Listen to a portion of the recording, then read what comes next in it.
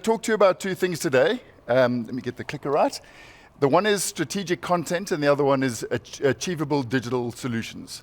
So kicking right off, the first pain and the thing that we've seen over 20-odd years is that in order for a business to perform, it needs people to know stuff and understand things. And if you scratch around and you start doing an estimation on what the cost of misunderstanding might be, I think it would make everybody pay a little bit more attention to the requirements in the general sort of learning world. So for those of you that occupy that learning and development space, there are three scenarios that we anticipate, and let me talk you through them briefly. The first one is you can go, in order to close the gaps and build competency in your organization, you can go and buy off the shelf. You can find catalogs, you can go to universities, you can do short courses, and you're actually spoiled for choice these days. I think the quality is getting better, and there will, in time to come, be rock stars that perform such a good job of this type of education that they will draw big crowds in the same way that any other rock star would. The problem is it's not specific to your business. It's good for general education, but you have your own special requirements. When you face your own requirements, the challenge is that you don't have enough time, or you don't have enough resource. And by that I mean, to build some kind of content within your organization, it's a pretty good chance that you're going to be doing that after hours, or you're going to be scrambling to find people to help. And in truth, some ratios would say that to develop material takes something between 40 hours for each hour of output. So, and the numbers get higher depending on where you look. In our case, and this is part of our main proposition, is that we have a team of people, we call them our village, and we've got everything from content writers, animators, videographers, graphic designers, writers, translators, you name it.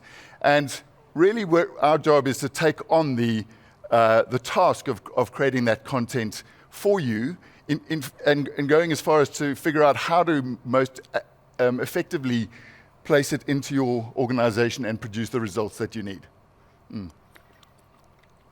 Excuse me, that's what I anticipated. So we have a service model that works very well for us, and I'll talk you through it very briefly. So it all starts with, you've got to recognize there's a gap, and the gap needs to be meaningful enough to do something about it. So that's step number one. If there's no gap, there's no business case for you or us. The next thing is that we do need to understand audiences. What is their context? What type of situation do they find themselves in? What technology do they have? Etc. And the next thing is we need to know and make sure that the content is understandable. We've never had a problem with volume of content. I think it's much harder when you've got to reduce it and make it relevant and shape it so that it makes the most sense for the audience that you're working with. The next step, number 4, is what we call patterns that work. And by this we mean, what are the tools or what are the instructional techniques that we can deploy to that take the audience and the content into account, and ultimately apply those so that we get to the final stage, which is that aha moment. Because when people get it and they understand, they can provide a better input into their role and to their businesses. In terms of where this type of work shows up, strategic content is, as I mentioned earlier, it's not what you can buy from anyone else. It's what you've got to build within your own business. And over the years, this is what we see most often. I won't run through all of this now, but you can read faster than I can talk. But essentially, think about the space that moves the needle within your business. So induction is one easy one to highlight. When people know where they fit in, they perform better and they stay longer. That's been fairly well proven over time. So then what ought the investment in that type of induction or reinduction program look like?